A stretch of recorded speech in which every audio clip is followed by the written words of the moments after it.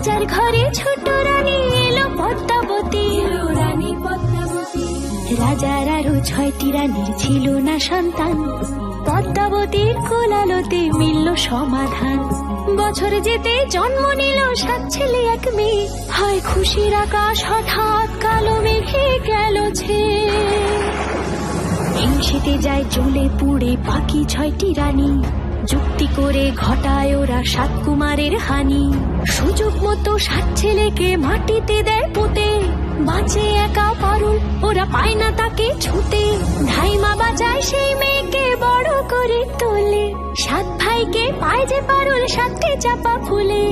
এত কিছুর পরেও রাজার বিপদ যে কাটে না, সূর্য নগরে সুখের সূর্য আর ওঠে না। হিংসা বিবাদ বিচ্ছেদ আর প্রেমের কাহিনীতে পারুল বোন কি পারবে 7 ভাই চম্পাকে জাগাতে?